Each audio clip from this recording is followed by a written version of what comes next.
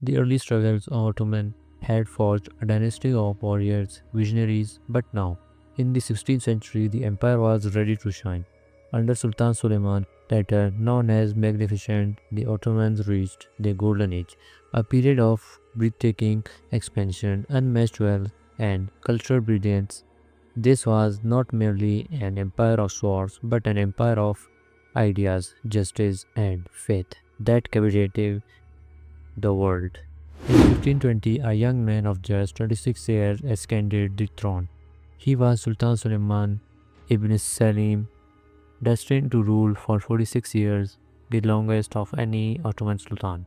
His region would take the empire to its zenith, where power was matched by refinement and conquest walked hand in hand with art and law. Suleiman's army swept across lands with unstoppable momentum from North Africa to Hungary, from Baghdad to the gates of Vienna. The Ottomans became a superpower feared and respected across three continents. At sea, their navy ruled the Mediterranean, Red Sea, Persian Gulf, led by legendary admirals like Harridan Barbarossa. One of Suleiman's earliest triumphs was the capture of Rhodes 1522, a fortress long held by the Knights Hospitaller. The siege lasted months, but the Ottomans' relentless artillery and strategy prevailed. Rhodes fell, becoming a symbol of Ottoman strength and paving the way of their dominance in the Mediterranean. In 1526, the Ottomans faced the Hungarian army at the Battle of Marks.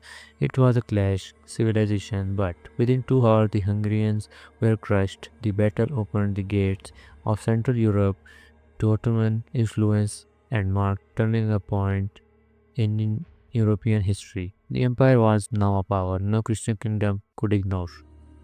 In 1529, Suleiman marched his armies to the gate of Vienna, the very heart of Europe. Through fierce rains and supply shortage forced the Ottomans to retreat. The message was clear: the empire could strike deep into Europe, shaking kingdoms with fear and awe. The shadow of the crescent stretched across Christendom. Suleiman was not only a conqueror but also a reformer known as Kanuni or Lawgiver. He organized the empire's legal system, harmonizing Sharia with state law. His reform brought stability to diverse people, Muslims, Christians, and Jews alike, allowing the empire to thrive with justice and order.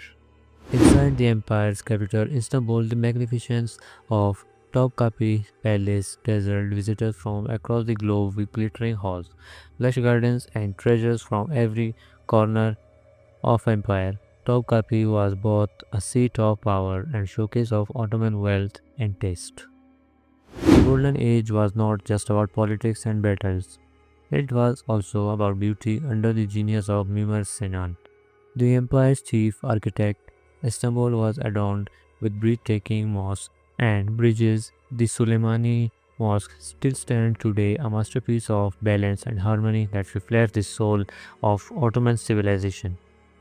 This was an empire that cherished knowledge, madrasas flourished, libraries grew, and scholars debated science, philosophy, and theology. From medicine and astronomy, the Ottomans contributed to the world intellectual legacy, building on centuries of Islamic scholarships.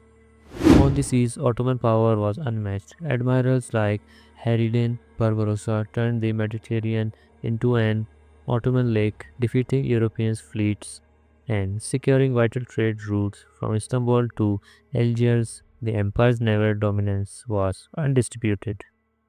Behind the throne stood powerful figures as well. Hurrem Sultan, Suleiman's wife, became one of the most influential women in Ottoman history, shaping politics and philanthropy from within the place. Their history remains one of the most loving, intrigue, and power at the heart of the empire. The golden age of Ottomans was more than era of conquest. It was an age of faith, knowledge, and culture. Under Suleiman Magnificent, the empire became a beacon of strength and beauty admired and feared across the world. Yet, like all empires, its brightest light would one day begin to fade.